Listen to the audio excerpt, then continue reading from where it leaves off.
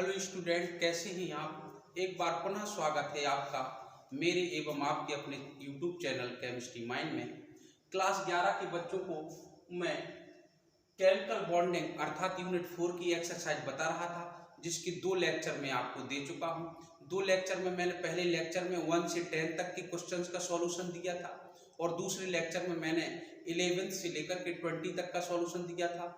इस लेक्चर में मैं आपको 21 से लेकर के 30 तक के क्वेश्चंस का सॉल्यूशन देने का प्रयास करूंगा, ठीक है ना। तो चलते हैं क्वेश्चन संख्या 21 में। क्वेश्चन संख्या 21 में कहता है, मैंने शॉर्ट में थोड़ा सा लिख दिया। क्वेश्चन आपका ये है, कहता है कि CH4 की संरचना टेट्राहीड्रल होती है। कैसी होती है? टेट्राहीड्रल। टेट्राहीड्रल का मतलब होता है चतुष्फलकी। चतुष्फलकीय। CH4 की संरचना चतुष्फलकी होती है। इसकी संरचना स्क्वायर प्लेनर भी हो सकती है, वर्ग समतलीय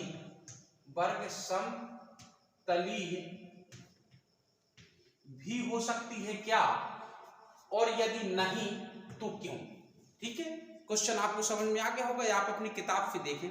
क्वेश्चन नंबर 21 कहता है CH4 की जो सुटेबल संरचना है वो टेट्राहीड्रल है, जबकि इसकी संरचना को हम स्क्वायर प्लेनर अर्थात वर्ग समतली भी बना सकते थे, लेकिन हम वर्ग समतली संरचना क्यों नहीं बनाते हैं, और यदि बनाते हैं तो ये गलत हो जाती है। आखिर क्यों, ये एक्सप्लेन मांग रहा है। ठीक है, तो मैं समझाता हूं आपको। ठीक, देखिए ये आंसर आपका बेस्पर थ्योरी से आएगा, और बेस्पर थ्योरी आपको क्या कहती है। देखो, हम जानते हैं कि कार्बन CH4 के कार्बन सेंट्रल एटम पर 4 जोड़े इलेक्ट्रॉन्स हैं। कितनी जोड़े इलेक्ट्रॉन्स हैं? 4। चारों पेयर्ड इलेक्ट्रॉन्स बॉन्ड पेयर के रूप में हैं, और यह चारों पेयर्ड इलेक्ट्रॉन्स इस प्रकार से व्यवस्थित होना चाहेंगे जिससे कि इनके बीच की दूरी ज्यादा से ज्यादा रहे और रिपल्शन कम से कम रहे। तो इस व्यवस्था को धारण करने के लिए इनके पास केवल एक ही तरीका है, वो है चतुष्फलकी। तो चतुष्फलकी ही ये सेटल होंगी। देखिए कि क्यों।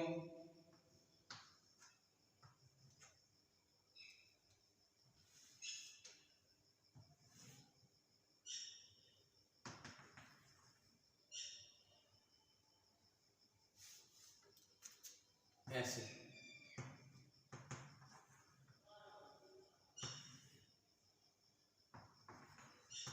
अब ऐसी स्थिति में आप देखिए, ऐसी स्थिति में ये आपका 109 डिग्री 28 मिनट कोण आता है।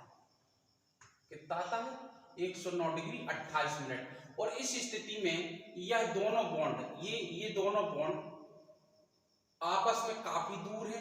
जितने दूर ये है उतने ही दूर ये बॉन्ड है, उतने ही दूर ये बॉन्ड है, अर्थात बराबर बराबर की दूरी पर ये चले जाते हैं, जिससे इनके बीच रिपल्शन कम लगता है और दूरी बढ़ जाती है। लेकिन यदि हम यही संरचना ऐसी बना दे बेटे, इस टाइप से यदि बना दे, ये आपकी क्या है? टेट्राहीड्रल है। ये टेट्राहीड्रल जो कि सही है, ऐसी संरचना होती है। और ये क्या है? स्क्वायर प्लेनर है। Square planar. मेथेन की ऐसी संरचना नहीं होती है। क्यों? देखें जरा, ये H है, ये H है, ये H है, ये H है। अब आप देखिएगा, ऐसी स्थिति में ये दोनों बंधों के बीच का कोण कितना हो जाता है? 90 अंश हो जाता है। 90 अंश हो जाता है, तो इनमें प्रतिकर्षण ज्यादा लगने लगेगा और ये बॉन्ड अनस्टेबल हो जाएंगे और मॉलिक्यूल्स में अनस्टेबिलिटी बढ़ जाएगी, अर्थात इसलिए यह संरचना प्लेनर नहीं बनाता है और ना ही इसकी संरचना प्लेनर होगी। I hope clear? Very good. इसमें अनस्टेबिलिटी बढ़ जाएगी ना, क्योंकि बेस्पर थ्योरी कहती है कि ये दोनों बॉन्ड ज्यादा से ज्यादा बॉन्ड पेयर दूर रहना चाहिए ताकि प्रतिकर्षण कम लगे, और 90 अंश पे आ जाएंगे तो प्रतिकर्षण ज्यादा ना लगने लगेगा, 109 पर कम प्रतिकर्षण लगता है। यही कारण है कि CH4 की संरचना स्क्वायर प्लेनर नहीं हो सकती।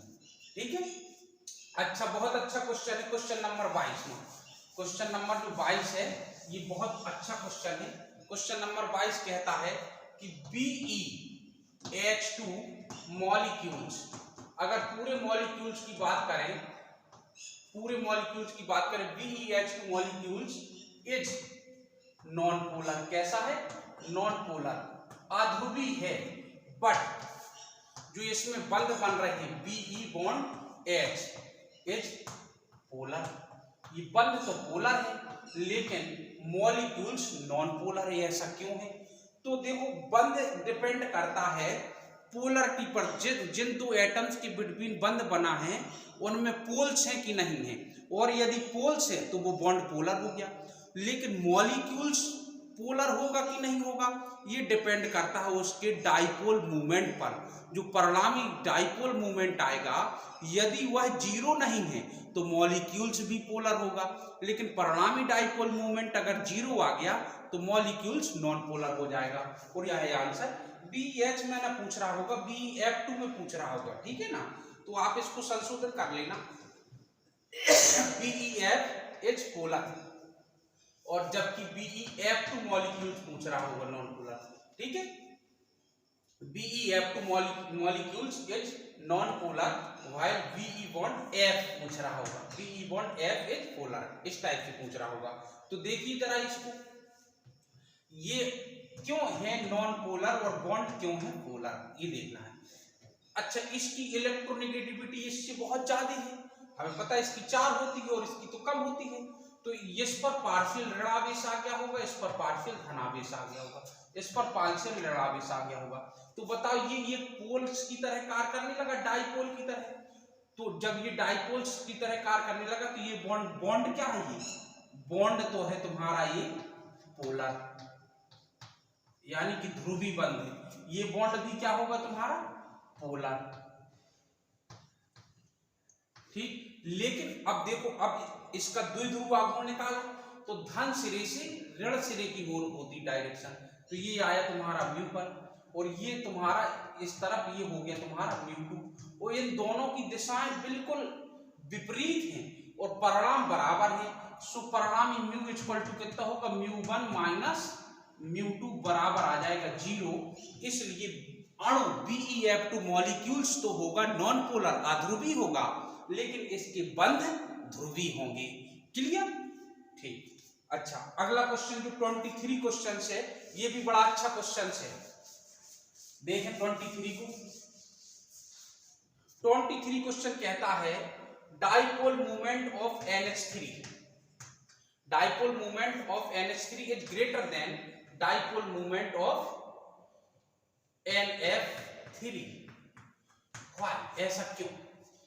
जो NH3 का द्विध्रुव आघूर्ण है वो NF3 के द्विध्रुव आघूर्ण से ज्यादा होता है। क्यों होता है? ठीक है। अच्छा, इस बात को वो पूछ रहा है क्योंकि इसका जो द्विध्रुव आघूर्ण है वो लगभग कितना होता है? 1.46 डिवाई, और इसका द्विध्रुव आघूर्ण होता है 0.24 डिवाई। इससे भी कम होता है, इससे भी कम होता है इसका द्विध्रुव आघूर्ण, ठीक है ना।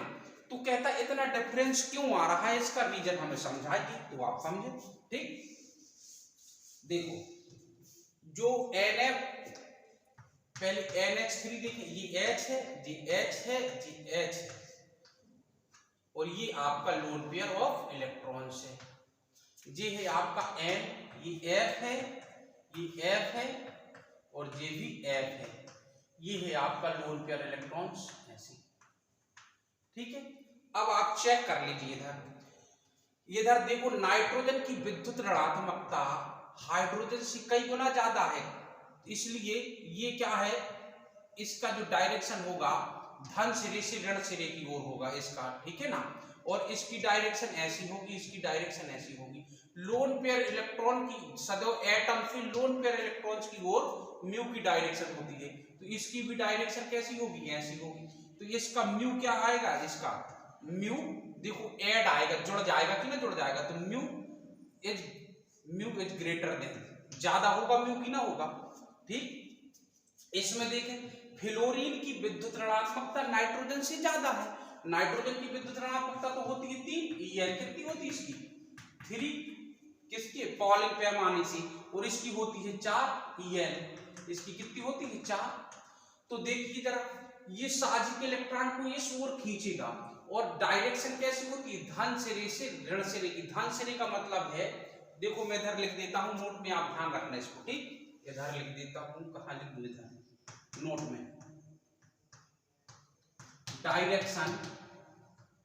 Direction of mu dipole movement सदैव होती है कैसी, लेस इलेक्ट्रोनेगेटिव एटम से मोर इलेक्ट्रोनेगेटिव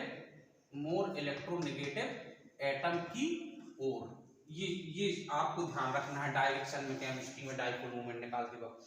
तो इसकी डायरेक्शन ऐसी होगी, ऐसी, ये कैसी होगी, ऐसी, ये कैसी होगी, ऐसी। और जबकि इसकी डायरेक्शन एटम से सदैव लोन पेयर की ओर होगी। तो अब बताओ जरा, ये विपरीत पे चलेंगे कि नहीं चलेंगे? जब विपरीत में चलेंगे तो इसका जो परिणामी म्यू होगा वो कम हो जाएगा कि नहीं हो जाएगा, बोलो। यही कारण है कि NH dipole movement of NH3 is greater than dipole movement of NF3। और इसका होता भी है कितना, इसका कितना होता है 1.46 डिवाइड, और इसका लगभग होता है 0.24 डिवाइड। तो ये रीजन आपको पता चल गया डायरेक्शन के कारण होता है, ठीक है ना। अच्छा, अब नेक्स्ट क्वेश्चन आपका कौन सा है, 24वां क्वेश्चन।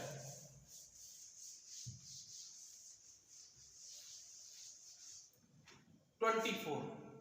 तो 24 क्वेश्चन को नहीं बताऊंगा मैं। 24 क्वेश्चन कहता है संकरण क्या है, क्या है संकरण क्या है। और कुछ संकरण पूछ रहा है, sp संकरण, sp2 संकरण, sp3 संकरण, ये सब बातें पूछ रहा है। तो मैंने संकरण की एक पर्सनल वीडियो बनाई थी, उस लेक्चर को आप देख लेना, सर्च करके देख लेना संकरण क्या है। परिभाषा में आपको ऐसी बता देता हूं, जब किसी परमाणु के बाह्यतम कोश के 2 अथवा 2 से अधिक कक्षकों में ऊर्जा का पुनर्वितरण इस प्रकार से होता है जिसके फलस्वरूप 2 अथवा 2 से अधिक ऐसे नए कक्षक तैयार हो जाते हैं जो कि ऊर्जा तथा आकार में समान होते हैं। तो इन नए कक्षकों को संकरित कक्षक और इस घटना को संकरण कहते हैं। अब sp2 संकरण में एक s एक p मिलेगा sp में, और sp2 में एक s 2 p मिलेंगे इसमें। तो आप संकरण की पूरी वीडियो डली है, इसमें टाइम बर्बाद मत कीजिएगा। अपन नेक्स्ट क्वेश्चन की ओर। Next question 25।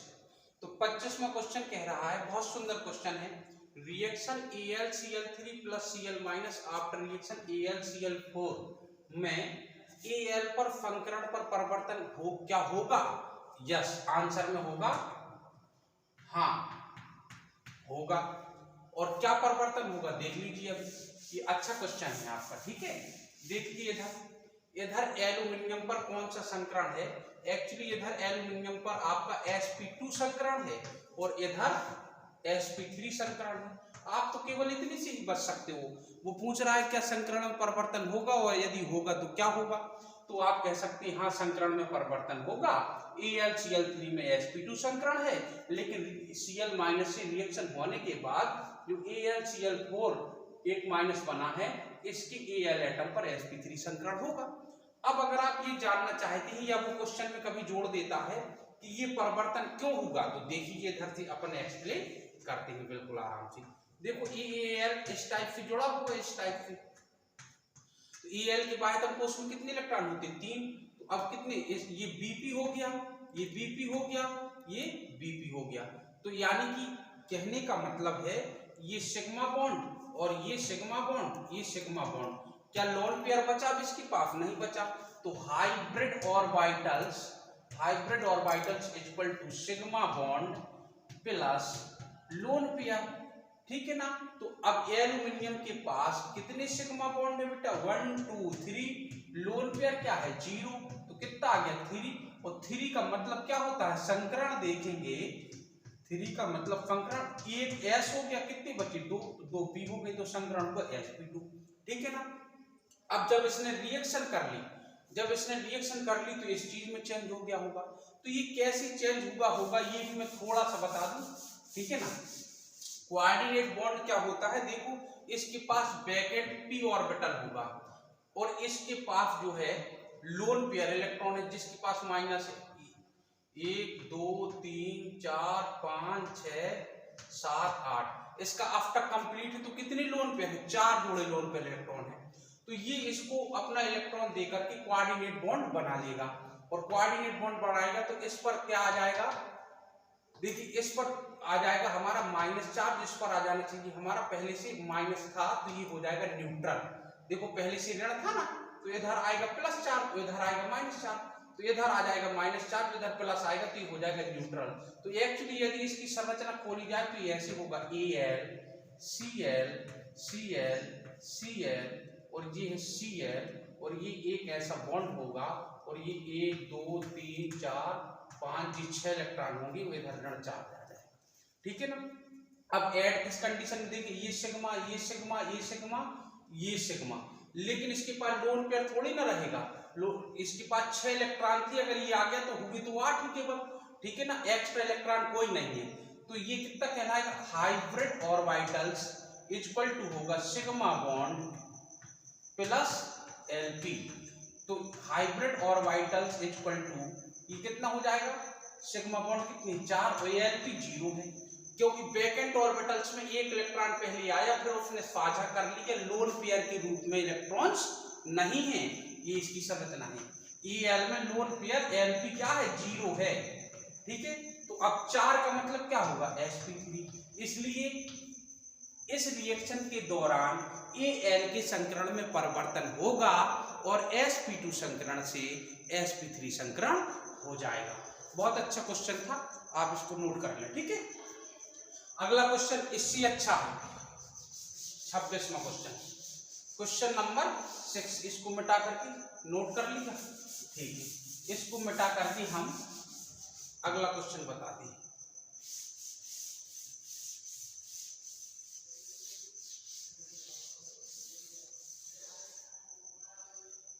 देखो अगला क्वेश्चन क्या है हमारा, कहता reaction BF3 plus NH3 after reaction F3B dot NH3, अर्थात ये एक कंपाउंड बन गया, तो क्या इस क्रिया में B तथा नाइट्रोजन के संकरण पर परिवर्तन आएगा, तो आंसर आएगा हाँ आएगा, यस, ठीक है ना।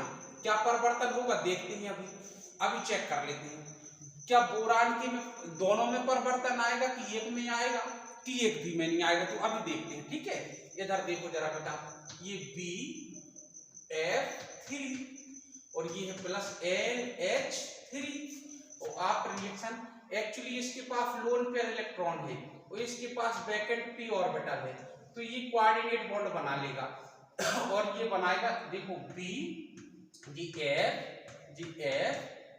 F और ये इस टाइप से बॉन्ड बनाएगा N, और ये हो जाएगा H। अब इसके पास लोन पेयर इलेक्ट्रॉन चूंकि नहीं बचा, लेकिन इस पर पॉजिटिव चार्ज आया होगा, इस पर नेगेटिव चार्ज आ गया होगा, परिणामी आवेश कितना है, 0 है, ठीक है ना। ये फॉर्मल चार्ज है आपके। तो अब इधर देखें जरा, इस पर संकरण है क्या, sp2, इस पर क्या है sp3, इधर क्या है, इस पर संकरण sp3, इस पर क्या है, इस पर अब भी sp3 है। ऐसा क्यों हुआ होगा, क्योंकि इधर देखो जरा, ये F एक सिग्मा लोन पेयर है नहीं है, तो बॉन्ड, तो hybrid orbitals equal to sigma bond plus Lp, hybrid orbitals equal to sigma bond plus Lp, तो सिग्मा बॉन्ड कितनी है 3, Lp कितनी है 0, ठीक है। अच्छा, तो 3 का मतलब क्या होगा, sp2। इसमें देखें हाइब्रिड ऑर्बिटल्स, इधर देखो जरा बोरान के लिए, तो बोरान के लिए देखना जरा, ये कोऑर्डिनेट बॉन्ड हो चाहे कुछ भी हो, सिग्मा, तो ये होगा sigma sigma sigma sigma sigma, जबकि ये तो मैंने संकरण दिखा दिया, अब ऐसे तीर लगाने से भी कभी कभी गड़बड़ हो जाता। ये बोरान पे संकरण दिखाया, ये कोई बंध नहीं है, ठीक है ना। तो इधर सिग्मा सिग्मा और ये सिग्मा और ये सिग्मा, तो कितनी आ गई 4 प्लस 0, तो संकरण कितना होगा, संकरण होगा sp3, just this type sigma sigma sigma sigma. ये बॉन्ड नहीं है बेटा, ये तो इसको दर्शाने के लिए है, ठीक है। तो इस पर भी क्या आएगा sp3। तो तुमने देखा कि इस रिएक्शन के बाद बोरान एटम पर संकरण में परिवर्तन आया, लेकिन नाइट्रोजन पर संकरण पर कोई परिवर्तन नहीं आया। ठीक है, क्वेश्चन नंबर 27 बेहतरीन क्वेश्चन में है 27 भी। ठीक, इसको जब तक आप नोट कीजिए, मैं इसको मिटा करके 27 को बताने के लिए जगह बनाता हूं।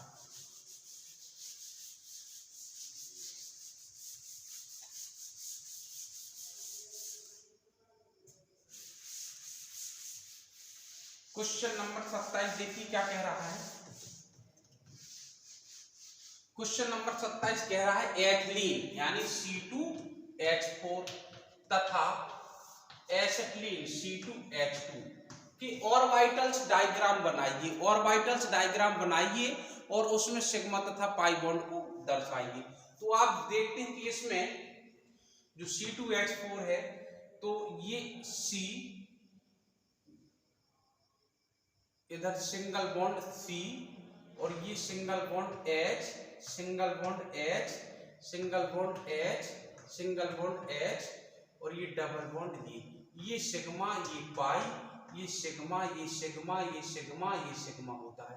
अब ऐसा क्यों होता है? क्योंकि इस पर sp2 संकरण है। अब sp2 संकरण है तो इनके डायग्राम कैसे बनेंगे? देखो, प्रत्येक कार्बन के पास कितने 3 हाइब्रिड sp2 ऑर्बिटल्स हैं। कितने हैं? 3 हाइब्रिड और sp2 ऑर्बिटल्स हैं और एक ब्रैकेट p ऑर्बिटल्स है। देखें कैसे, 1s² 2s² 2p2, तो ये ऐसे चला गया होगा तो ये हो गया होगा 2s1 2p3 इस टाइप। अब एक s और इन्होंने क्या लिया होगा, थोड़ा सा जगह बनाना पड़ेगा, डिटेल से बताना पड़ेगा। जी ऐसे है और ये p ऑर्बिटल्स है। तो एक s, ये s और ये p है 3, तो एक s और 2 p ले लीजिए तो sp2 ऑर्बिटल्स हो गए।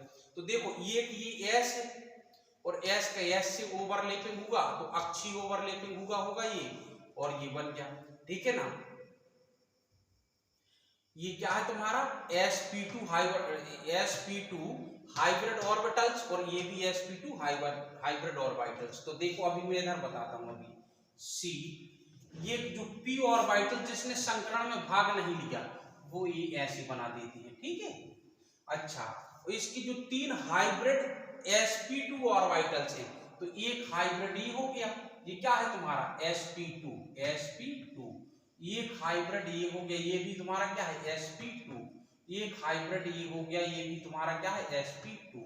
ठीक है ना, यही कंडीशन इस कार्बन की है बेटे। देखो इसमें कितना एक इलेक्ट्रॉन से जिसने संकरण में भाग नहीं लिया है, यही कंडीशन दूसरे कार्बन की है। तो ये दूसरा कार्बन है जिसका एक हाइब्रिड ये है। ठीक है, और एक ये है जिसने संकरण में भाग नहीं लिया, ये अनहाइब्रिड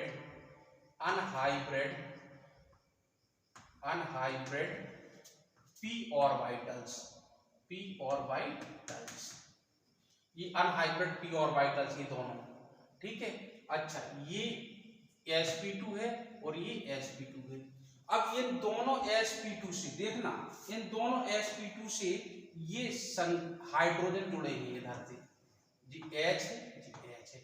जो जी ओवरलैपिंग हुई है ये वाली, ये ओवरलैपिंग है तुम्हारी S डैश sp2 ओवरलैपिंग,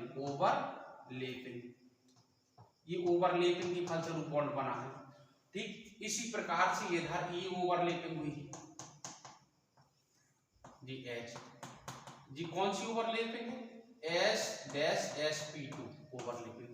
अच्छा, जी क्या है अक्षीय ओवरलैपिंग है, जी कौन सी ओवरलैपिंग है लेकिन sp2 डैश sp2 ओवरलैपिंग, और ये अक्षीय ओवरलैपिंग से ये भी सिग्मा बंद है, ये भी सिग्मा बंद है, ये भी सिग्मा बंद है, ये भी सिग्मा बंद है और ये भी सिग्मा बंद है। अब देखिए जरा इस पर कितना था, एक इलेक्ट्रॉन था। जब ये दोनों मॉलिक्यूल्स पास आएंगे तो ये बताइए जरा इस पर, अब मैं इसको मिटाता हूं। जब ये दोनों मॉलिक्यूल्स पास आएंगे तो ये जो है p ऑर्बिटल्स, देखो ये p ऑर्बिटल्स एक दूसरे की नियरेस्ट आकर के और कैसी ओवरलैपिंग करने लगेंगे, लेटरल ओवरलैपिंग करने लगेंगे, तो ये पाई बॉन्ड का निर्माण हो जाएगा। ठीक, समझ में आ गया। तो ये ऑर्बिटल्स द्वारा अपन ने सिग्मा और पाई बॉन्ड दर्शाया है। ठीक इसी प्रकार से आपका C2H2 में देखिए, C2H2 में कैसे होगा, बिल्कुल जस्ट इसी की नकल। देखो पहले तो मैं दर्शाता हूं, C2H2 में कौन सा संकरण होगा, sp संकरण होगा, ठीक है। तो इसमें sp संकरण, तो प्रत्येक कार्बन के पास कितने हाइब्रिड ऑर्बिटल्स हैं, sp यानी 2 हाइब्रिड ऑर्बिटल्स हैं और 2 अनहाइब्रिड p ऑर्बिटल्स हैं। तो देखिए पहले मैं इधर ऐसे बनाता हूं और फिर तुम्हें दर्शाता हूं, ठीक है। तो ये 2 पाई बंद बन गए होंगे, एक ऊपर पाई है एक नीचे पाई है और ये सिग्मा बॉन्ड है, ये सिग्मा है, ये सिग्मा है। ये कैसे बना होगा ये बिल्कुल करेक्ट अभी आपको दिखाता हूं, ठीक है। तो देखें ये C है, ये C है, इसके पास कितने ऑर्बिटल्स हैं, 4 है, 2 हाइब्रिड है और 2 अनहाइब्रिड है। तो देखो जरा ये जो एक ये sp हाइब्रिड ऑर्बिटल्स, ये sp है, ठीक है, और ये भी sp हाइब्रिड ऑर्बिटल्स, ठीक। और एक जो sp हाइब्रिड ऑर्बिटल्स है इसका ये है, ये sp है और ये भी sp है। तो 2 हाइब्रिड ऑर्बिटल्स दिखा दीजिए। इससे कौन जुड़ना है, इससे जुड़ना है H। तो ये सिग्मा बॉन्ड बना इधर और ये ओवरलैपिंग क्या हुई होगी अपनी, S-sp ओवरलैपिंग। इधर कौन, sp-sp ओवरलैपिंग। और इधर ये हाइड्रोजन जब जुड़ेगा तो इधर जो ओवरलैपिंग है ये है S-sp ओवरलैपिंग। अब इसके पास ये जो 2 अनहाइब्रिड p ऑर्बिटल्स, एक तो ये हो गया और एक ये हो गया। चलो इसको मिटाते हैं, ठीक है। और इसी प्रकार से एक ये है और एक ये है, इनमें एक इलेक्ट्रॉन्स भी हैं, ठीक है, ये एक इलेक्ट्रॉन्स है। तो अब देखो ये वाला इसके साथ ओवरलैपिंग करेगा और ये वाला इसके साथ ओवरलैपिंग करेगा, तो 2 पाई बॉन्ड का निर्माण कर देगा, ठीक है ना। अच्छा अब नेक्स्ट क्वेश्चन जो आपका आएगा, ठीक है, तो उसको बताते हैं। नेक्स्ट क्वेश्चन 28 है। ये क्वेश्चन ठीक क्वेश्चन है, कह रहा find out the total sigma and pi bond given following molecules. अर्थात ये 2 मॉलिक्यूल्स दिए हैं, इसमें टोटल सिग्मा तथा टोटल पाई बॉन्ड हमें ज्ञात करना है। तो बहुत सारा हमें पहले इसकी संरचना बना देते हैं। कितने कार्बन है, 2, तो जितने भी कार्बन होंगे सबसे पहले उनको सिंगल बॉन्ड से जोड़ दें, ठीक है। अच्छा अब बताओ जरा, इसमें हाइड्रोकार्बन से तो कार्बन की दुगने से 2 अगर ज्यादा होता तो सब सिंगल बॉन्डेड होती, निश्चित ही ये एल्कीन है तो इधर डबल बॉन्ड आ जाएगा। तो ये इस टाइप से इसका संरचना सूत्र है। अगर हम संरचना सूत्र बनाना नहीं जानते हैं तो सिग्मा बॉन्ड और पाई बॉन्ड को कैलकुलेट नहीं कर सकते हैं। 2 परमाणु के मध्य कभी भी कोई बंध हो तो वहां सिग्मा है, ये सिग्मा है, ये सिग्मा है, ये सिग्मा है, ये सिग्मा है। 2 परमाणुओं के मध्य कोई भी बॉन्ड हो, चाहे सिंगल हो, चाहे डबल हो, चाहे ट्रिपल, वहां केवल और केवल एक ही सिग्मा बॉन्ड होता है और बाकी के सब पाई बॉन्ड होते। तो ये पाई हो गया। तो इसमें लिखेंगे हम सिग्मा बॉन्ड इक्वल टू कितने, 1 2 3 4 5, कितने 5। पाई बॉन्ड इक्वल टू कितने हैं, 1। तो ये हमारे सिग्मा बॉन्ड और पाई बॉन्ड एथिलीन में आ गई। अब बारी आई किसकी, एसिटिलीन की। देखो तो एसिटिलीन में क्या होंगे, एसिटिलीन देखें, एसिटिलीन में देखें C और ये triple bond C, single bond H, ऐसे होता है कि नहीं होता। तो this is sigma, this is sigma. 2 परमाणु के मध्य कोई भी बंधु सिग्मा, 2 परमाणु के मध्य कोई भी बंधु सिग्मा, 2 परमाणु के मध्य कोई भी बंध अर्थात सिंगल डबल ट्रिपल कुछ भी हो, केवल एक सिग्मा। तो 2 पाई होंगे इधर। तो सिग्मा बॉन्ड इक्वल टू कितने होंगे आपके, सिग्मा बॉन्ड इक्वल टू कितने, 1 2 3।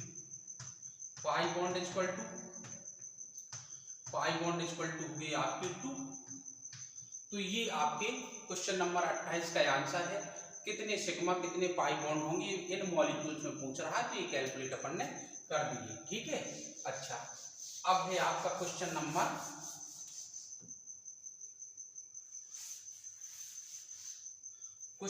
है आपका 29। 29 बहुत ही सरल क्वेश्चन है। वो पूछ रहा है किस में सिग्मा बॉन्ड नहीं बनेगा, यानी कौन सी ओवरलैपिंग में सिग्मा बॉन्ड नहीं बनेगा। तो देखो ये कह रहा है 1s और 1s, तो इसमें तो बेटा सिग्मा बॉन्ड ही बनेगा क्योंकि अक्षीय व्यापन होना है ऐसे, तो ये क्या बनेगा सिग्मा बॉन्ड।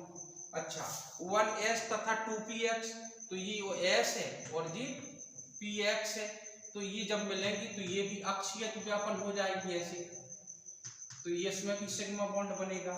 2py तथा 2py, अगर x को अक्षीय मान करके चलता है तो ये ओवरलैपिंग सदैव तुम्हारी ऐसी लेटरल ओवरलैपिंग हो जाती है इस टाइप की। तो इसमें क्या बनेगा, इसमें पाई बॉन्ड बनेगा। तो इस वाले में हमारा 2py तथा यानी 2py तथा 2py में सिग्मा बॉन्ड नहीं बनेगा, नहीं बनेगा क्योंकि यह ओवरलैपिंग लेटरल ओवरलैपिंग होगी और लेटरल ओवरलैपिंग में हमारा पाई बॉन्ड का निर्माण होता है। एक और दिया था 1s तथा 2s में, 1s तथा 2s, s तो सदैव जो है 1s हो चाहे 2s अक्षीय व्यापन करते हैं, तो उसमें तो सिग्मा बॉन्ड बनना ही बनना था। क्वेश्चन नंबर 30 और आज की वीडियो का लास्ट क्वेश्चन ये है। क्वेश्चन नंबर 13 आज की वीडियो का लास्ट क्वेश्चन है। कह रहा है दिए गए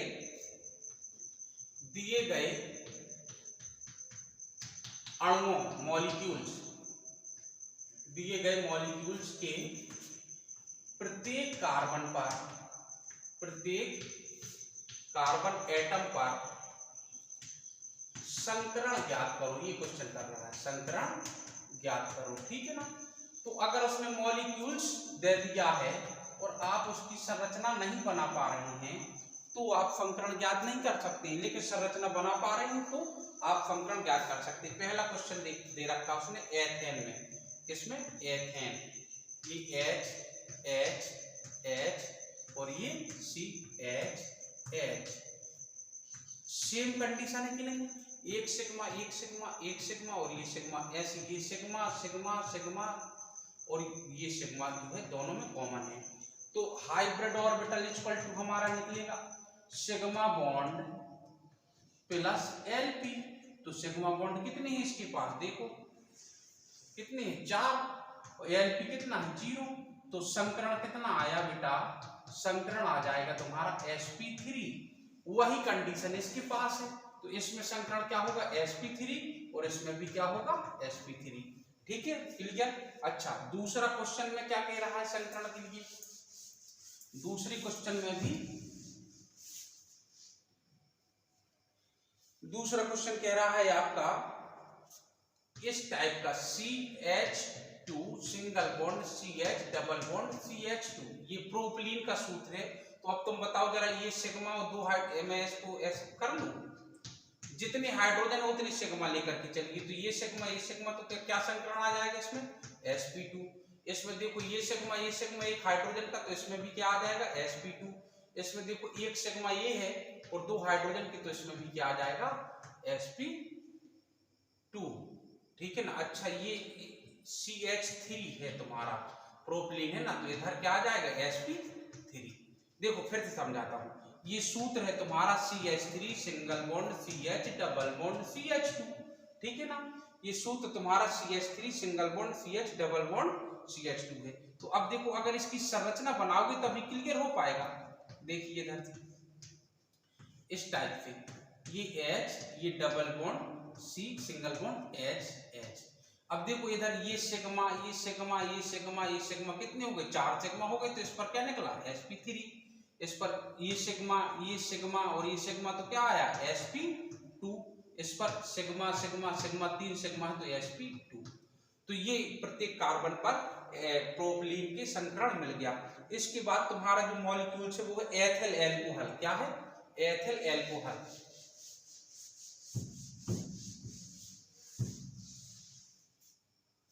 एथिल एल्कोहल देखो C2H5OH, तो इसके प्रत्येक कार्बन पर संकरण चाहिए, तो हमें इसकी भी संरचना पता होना चाहिए। C single bond C single bond O H और ये है H H H और ये है एच एच। तो देखो ये सिग्मा, ये बॉन्ड सिग्मा, ये बॉन्ड सिग्मा, ये बॉन्ड सिग्मा, ये बॉन्ड सिग्मा, कभी भी न्यूट्रल कार्बन पर लोन पेयर होते नहीं है, माइंड से निकाल दीजिए। तो 1 2 3 4, तो इस पर कौन सा संकरण आ गया तुम्हारा sp3, 1 2 3, और ये कौन सा है 4, इस पर भी क्या आ गया sp3, दोनों कार्बन पर होगा sp3 संकरण। नेक्स्ट मॉलिक्यूल से आपका एसिटाल्डिहाइड, क्या है एसिटाल्डिहाइड, देखिए CH3CHO। तो एसिटाल्डिहाइड की संरचना कैसी बनेगी, इस टाइप से ऐसे। तो देखो ये सिग्मा, ये सिग्मा, ये सिग्मा, ये सिग्मा, और इधर ये सिग्मा, ये सिग्मा। तो इस कार्बन के हिस्से में कितने सिग्मा पड़े, 4, तो संकरण आया sp3। इस कार्बन के हिस्से में कितनी आई सिग्मा, 3, तो इस पर संकरण आया sp2। एक और बचा है तुम्हारा COOH, CH3COOH, यानी कि एसिटिक एसिड है। तो एसिटिक एसिड में कौन सा संकरण होगा, ये देख लीजिए आप। देखिए जरा फिर इसका संरचना बनाए ऐसे, CH3 का ऐसे, और ये C double bond O single bond OH। तो इस पर देखो कितना सिग्मा सिग्मा सिग्मा, और ये सिग्मा, तो इसके हिस्से में कितनी आ गई, 4 सिग्मा। तो इस पर संकरण क्या होगा sp3। इसके हिस्से में कितने आए हैं, 3 सिग्मा, तो इसमें क्या आएगा sp2। तो ये आपके 21 से 30 तक के सभी क्वेश्चंस के आंसर हमने दे दिए हैं। अब इस एक्सरसाइज के केवल और केवल 10 क्वेश्चंस बचे हैं। आपके कमेंट्स आएंगे तो उनको मैं जरूर आंसर दूंगा, निश्चित 100% आंसर दूंगा। तब तक के लिए मैं आपसे ये कहना चाहता हूं कि ये एक्सरसाइज, बहुत बच्चे परेशान रहते हैं एक्सरसाइज में, तो इस एक्सरसाइज को आप ज़्यादा से ज़्यादा बच्चों के लिए शेयर करें। वीडियो को लाइक कमेंट्स करें या ना करें वो आपकी इच्छा है, लेकिन शेयर कर देंगे तो बच्चों से एक्सरसाइज बनने लगेगी, ऐसी मैं आपसे उम्मीद करता हूँ। बाकी आपकी इच्छा। जय हिंद, वंदे मातरम।